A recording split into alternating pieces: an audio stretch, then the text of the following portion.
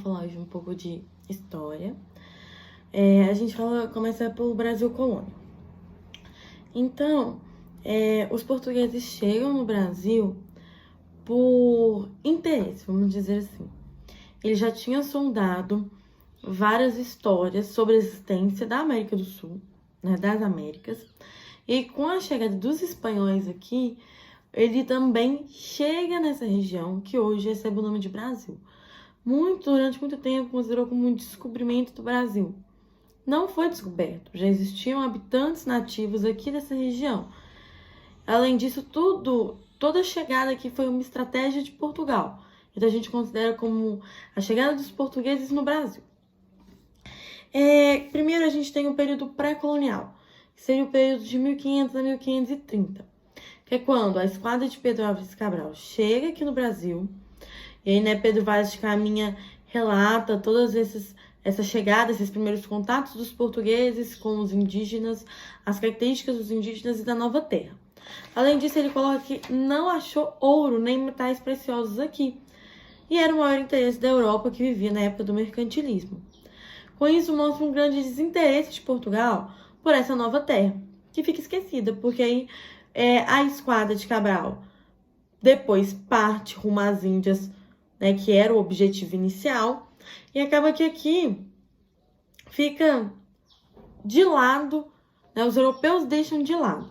Só que se não habitasse, se não explorasse, os holandeses, os alemães, os franceses iriam invadir essa terra e Portugal ia perder uma das suas colônias. Então, com isso que ele fez? Ele trouxe para cá os indesejados, os ex-prisioneiros, as pessoas que participaram de revoluções, né? E ele traz para cá essas pessoas que seriam responsáveis por explorar a terra e por ocupar a terra. Mas não era considerado, nesse momento, ainda uma fonte de renda exclusiva da colônia. Não, era uma ocupação do território para Portugal não perder. E aí, a atividade econômica que desenvolveu nessa época foi o pau-brasil.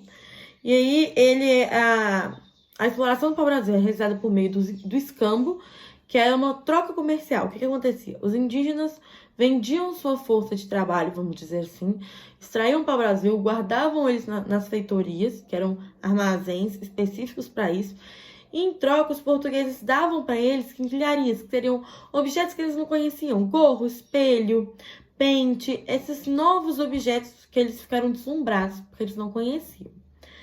E aí, com o passar do tempo, os árabes, lá perto da área do Mediterrâneo, que era quem dominava o comércio de especiarias, eles são derrotados. Porque eles são derrotados, vários países começaram a comercializar esses produtos de maneira mais barata. Então, eles tinham um grande domínio já das especiarias. E aí, o português não tinha monopólio de nada mais. Não tinha uma coisa que engrandecesse. E aí, ele volta a olhar para o Brasil e aí a tentar fazer a colônia prosperar. Que então o Brasil colonial começa de fato em 1530. Que é quando realmente Portugal começa a investir nessa nova terra. E aí, quando Portugal volta suas atenções para o Brasil, ele cria a Companhia dos Jesuítas, que seriam responsáveis por evangelizar, catequizar os indígenas. E ele divide a costa brasileira, vamos dizer assim, em capitanias hereditárias. Eles dariam pedaços de terras para os capitães donatários, que seriam responsáveis por prosperar essas regiões, né? Plantando, dando riquezas para Portugal, vamos dizer assim. E aí, as capitanias foram, vamos dizer assim, fracasso, porque a falta de comunicação, a falta de experiência dessas pessoas e até mesmo as distâncias entre os territórios fizeram que nenhuma delas conseguisse prosperar. A que mais prosperou foi a de Pernambuco, e em segundo lugar a de São Vicente. Mas não pode se considerar também como se ela tivesse prosperado de maneira muito potente. Ela apenas manteve ali uma produção. E aí, com esse fracasso, vamos dizer assim, da proposta de Portugal, ele cria uma nova forma de governo, que seria o governo geral. O governo geral pretendia ter um território mais unificado, governado numa figura só, né, que seria escolhida pelo rei português, e aí essa figura, ela seria responsável por unir todo o território e desenvolver todo o território de uma forma mais igual. E aí a capital, né, do país passa a ser na Bahia, tanto que Salvador é a primeira capital brasileira que a gente realmente fala dela. A economia, então, a economia também passa a mudar. O que é agora? Eles escolhem a cana-de-açúcar para prosperar aqui no Brasil, por 3 motivos principais que a gente fala. Primeiro, o clima e o solo eram favoráveis e muito parecido com as colônias africanas e asiáticas que Portugal já explorava. Segundo, a rentabilidade. O açúcar era um produto muito rentável e muito bem remunerado no mercado europeu. E terceiro, a experiência no assunto, que, como eu falei, Portugal já explorava esse tipo de produção em outras colônias em outras colônias. E aí, com isso, ficaria muito mais fácil, porque ele já tinha experiência. Ele já sabia como produzir as técnicas. A cana-de-açúcar, né, nos engenhos, eram cultivadas num sistema de plantation, e os engenhos eram responsáveis só por esse tipo de produção, então é o que a gente chama de monocultura. A mão de obra, ela era escrava, e era principalmente para exportação. Não era uma produção de subsistência, era principalmente com o objetivo de explorar e depois exportar. A pecuária também teve muita importância nesse período. Ela ficou com um papel ali secundário, mas também que teve uma certa importância que a gente tem que comentar. Que é que, além de fornecer carne e couro, também foi responsável por adentrar o território. Porque conforme o gado ia crescendo, ele precisava de mais local para viver, vamos dizer assim. E com isso, eles iam aumentando o território, explorando, interiorizando o Brasil. Então, a pecuária foi muito importante por essa questão, porque ela já foi dominando territórios mais interiores que eram desconhecidos. Nessa época, a gente tinha o Pacto Colonial. O que é o Pacto Colonial? A metrópole, Portugal, possuía domínio da sua colônia, Brasil. E aí a colônia era obrigada a comercializar exclusivamente com a metrópole. E além disso, a metrópole podia colocar regras com quem ela poderia comercializar e que tipos de produtos ela poderia produzir e que outros ela tinha que comprar dos europeus para favorecer o mercado europeu. A sociedade era composta dos homens brancos, que eram brancos, ricos e católicos, e era uma sociedade patriarcal, ou seja, a figura masculina possuía todo o domínio ali em torno dela. E as mulheres, né, eram submissas aos homens, que podiam até mesmo dar castigos para elas se elas não se comportassem conforme eles queriam. Os indígenas, como a gente já falou, eles exploravam o pau-brasil, em troca, né, uma troca que chama escambo. E aí, só que com as doenças que os portugueses chegaram, o trabalho pesado também que os indígenas tinham que praticar e os conflitos que começaram ali, a gente tem um etnocídio. Porque muitos indígenas começaram a morrer. Primeiro, porque o trabalho era muito pesado para eles. Então, acaba que eles preferiam se suicidar do que continuar naquele trabalho árduo. Segundo, muitas doenças acabaram sendo transmitidas e também favoreceu a morte. Além disso, muitos indígenas fugiram para o interior, porque eles já conheciam o território brasileiro. Então, também diminuiu a mão de obra indígena para o português, o que foi favorecer o surgimento de uma africana, mas a gente não vai falar disso. Falando dos indígenas, né? Ainda, Caminha descreve aquele primeiro contato, aquela primeira relação que eles tiveram ali, e aí a principal ordem que foi criada, que é a Ordem dos Jesuítas, que era responsável por evangelizar e catequizar os índios. Né? Os índios, eles, então, tinham ali a convivência dos jesuítas no seu dia a dia, no que era chamado de missão. O jesuíta ia para onde tinha a plantação, o cultivo, onde o indígena vivia, e lá ele ia pregando conhecimentos católicos e criando uma nova cultura para o indígena. Isso é a visão eurocêntrica que a gente fala. Porque a partir do momento que Portugal subjuga indígenas e africanos, ele considera a cultura deles como insignificante. E como se fosse um agraciamento incorporar novos hábitos católicos para essas figuras e impor esse hábito para elas. Tá? E aí, a gente tem a abolição da escravidão indígena, mas que de fato não foi muito praticada. Né? Tiveram várias cláusulas que acabaram fazendo que os indígenas continuassem sendo escravizados, e principalmente a Guerra Justa, que colocava que os indígenas desrespeitassem os portugueses ou atacassem os portugueses, eles poderiam ser escravizados, o que acaba que é um sinônimo de escravidão, porque você pode simplesmente falar que eles fizeram isso. Aí, como eu já falei, né, da razão de extinguir a mão de obra escrava indígena, né, questão que eles sabiam fugir porque eles conheciam o território, porque o trabalho era muito árduo para eles, e terceiramente porque muitas doenças acabaram culminando na morte desses indígenas, a gente tem a substituição da mão de obra indígena pela africana. Por 2 motivos. O braço africano, a gente fala assim, era mais produtivo que o indígena, e além disso, o tráfico africano, né, o tráfico negreiro, era uma prática produtiva. Então acaba que ela era cada vez mais empregada. E aí, a gente fala de sincretismo religioso. O que é sincretismo religioso? É quando os portugueses tentam impor uma religião, né, de forma violenta, né? Então, a gente tem uma religião dominante, que vai ser aquela que foi imposta, que seria o catolicismo, mas mesmo assim, as suas práticas e os seus conhecimentos são adaptados ali. O que você considera e o que você acredita acaba acrescentando ao catolicismo outras características. Por exemplo, o batismo. O batismo era uma característica exclusivamente africana, mas que foi incorporada ao catolicismo por causa desse povo. Então, esses costumes que acabam sendo incorporados, e acaba que a gente tem várias religiões dentro de uma só, porque tem uma dominante, que geralmente é imposta, e outras que já estão ali internalizadas na pessoa, é o que a gente chama de sincretismo religioso.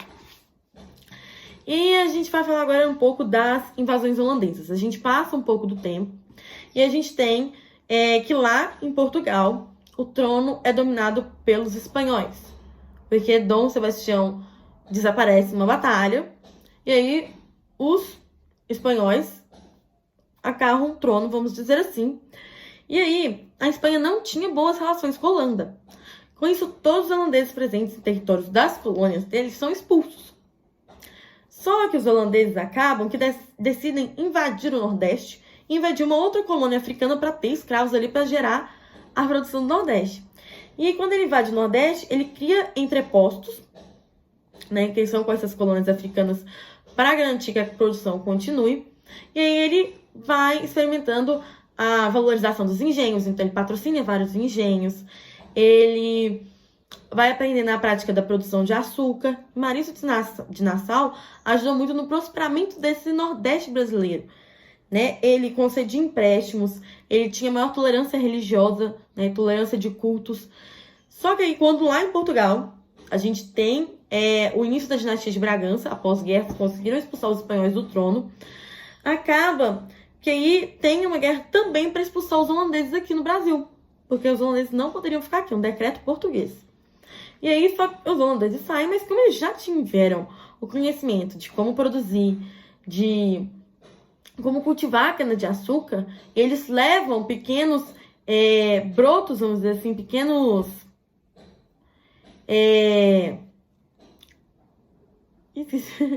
pequenos... Deixa eu achar, peraí.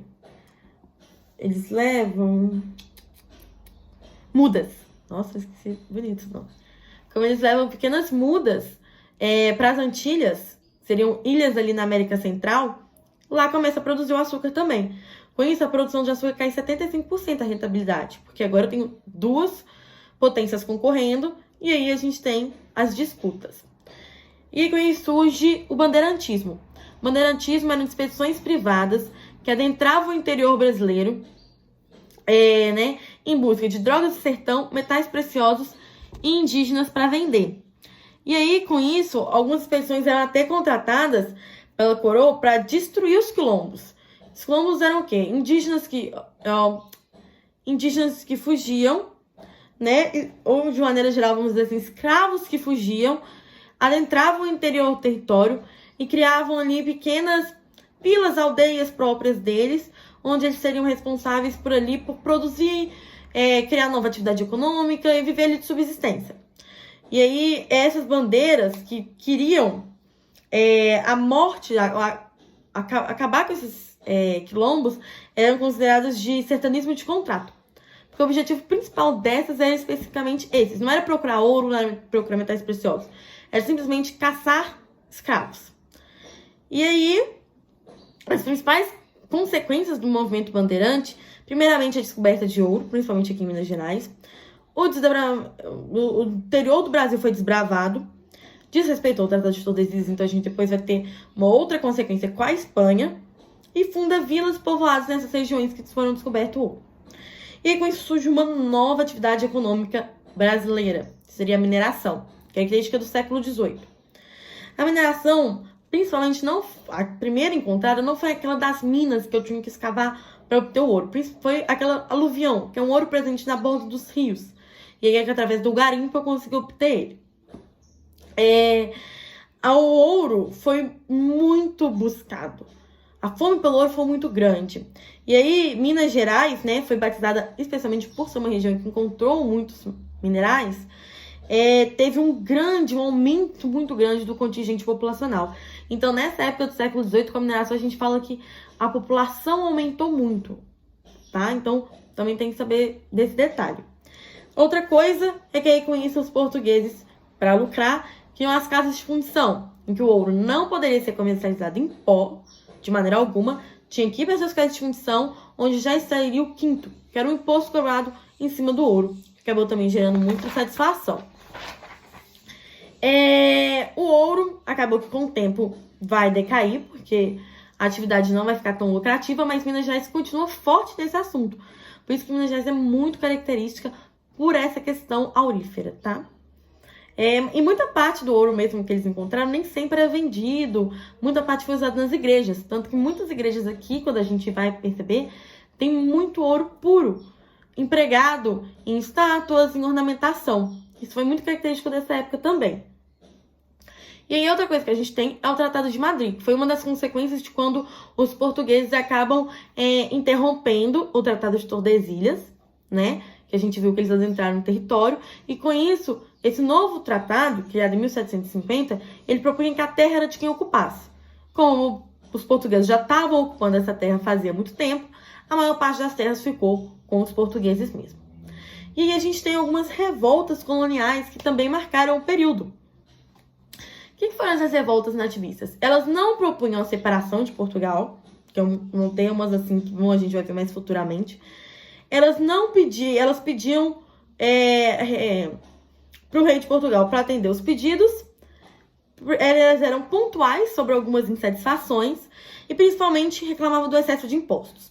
A mais importante que a gente tem que saber é a Guerra dos Mascates, que ocorreu em Pernambuco, e foi o conflito entre Olinda e Recife.